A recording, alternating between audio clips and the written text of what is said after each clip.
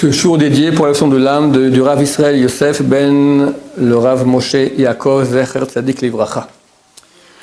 Tout le monde connaît la date de 1929. Qu'est-ce qui s'est passé en 1929? Le crash boursier Wall Street. Mais dans l'histoire juive, c'est une date extrêmement connue, surtout ici en Israël. En 1929 a eu lieu le pogrom de Hebron. Il y avait environ 800 juifs qui habitaient la ville de Hebron, population de 20 000 arabes à l'époque. Et un beau jour, il y avait une grande yeshiva là-bas, yeshiva aujourd'hui s'appelle yeshiva Hebron, qui est à Jérusalem, qui est une des plus grandes, des plus prestigieuses yeshivot du monde. Et des hordes d'arabes, tout à coup, rentrent dans le quartier juif, tuent, ils ont tué 67 juifs. 67 juifs, dont beaucoup de la yeshiva, sont dans la yeshiva, ils ont tué les jeunes, roués de coups, ils ont tué. 2 élèves uniquement de la yeshiva sont restés vivants.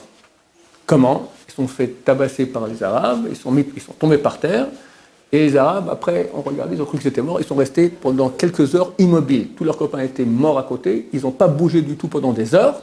La nuit venue, vers 2-3 heures du matin, ils ont vu qu'il était assez silencieux, ils sont sortis et sont enfuis. Un de ceux-là est devenu un des plus grands rabbins du peuple juif, décédé en 1989, c'est le Rav Meir Hadash. Son fils aussi, Zichron Livracha, avait une yeshiva, Or El-Hanan aussi, le Rav Hadash, très connu. Mais lui était Mashgiach, pas le devenu Mashgiach, donc le grand conseiller spirituel dans la yeshiva de Mir, qui est comme la yeshiva de Hebron, qui, comme je l'ai dit, était une des... Encore aujourd'hui, c'est une des plus prestigieuses, on peut dire les deux yeshivas les plus prestigieuses au niveau de la qualité d'études. On dit que c'est Hebron et Ponovitch. Le Rav disait très souvent, cette parole du Talmud qui est écrite, même si une épée aiguisée est posée sur ta nuque pour te couper la tête, ne désespère pas de la miséricorde divine. Et tout le monde croit que c'est parce qu'il a passé très proche de la mort et que Baruch Hashem, il a été sauvé. En fait, quand on lui parlait, il disait non, moi j'ai une histoire qui m'a montré ça de façon encore plus forte que lorsque c'était à Hebron. Quand j'étais plus jeune, j'habitais la Lituanie. C'était en 1900. Et mon père est parti en Amérique pour voir si c'était mieux l'Amérique que la Lituanie. Évidemment, il a vu que c'était mieux l'Amérique que la Lituanie. Donc, il nous a écrit, il a dit, venez, faites des passeports et venez me rejoindre en Amérique. La loi lituanienne exigeait que si on voulait faire un passeport, il fallait qu'on obtienne un papier, un acte de naissance de l'endroit où on est né. J'étais dans une certaine ville, à quelques centaines de kilomètres de l'autre ville où j'étais né. Je crois que la ville où j'étais né, ça s'appelait Pianel, quelque chose comme ça. Bon. À l'époque, c'était déjà dangereux de voyager parce que c'était un peu avant la révolution russe déjà. Bon, c'était quand même 17 ans avant, mais déjà, il y avait déjà des sortes de groupements, d'influences. Le gouvernement central avait de moins en moins de pouvoir et ça devenait extrêmement dangereux de prendre le train comme ça. Mais je n'avais pas le choix. Je savais que si je n'allais pas à la Pianel prendre mon acte de naissance, je ne pourrais jamais avoir un passeport, jamais quitter la Lituanie. Donc, ma mère m'envoie en train. Et je descends dans un petit village là-bas en attendant de reprendre le train dans quelques minutes.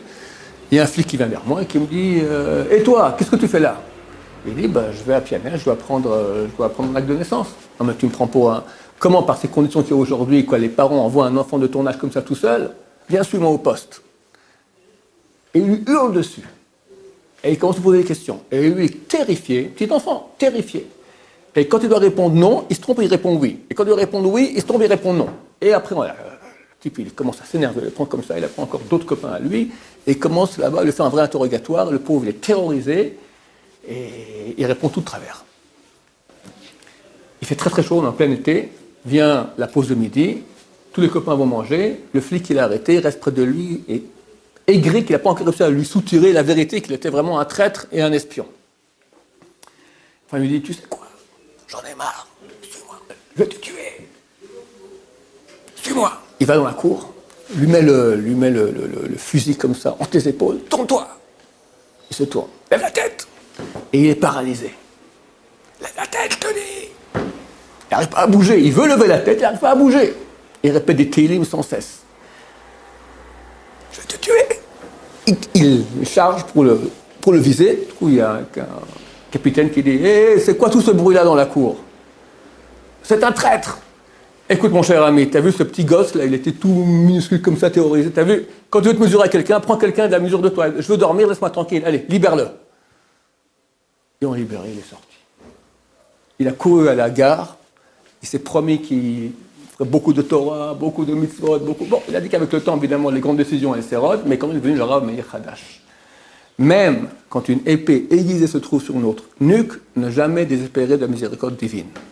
Par les temps qui courent, il faut bien se rappeler de cela. Baruch Adonai, l'olam, amen, amen.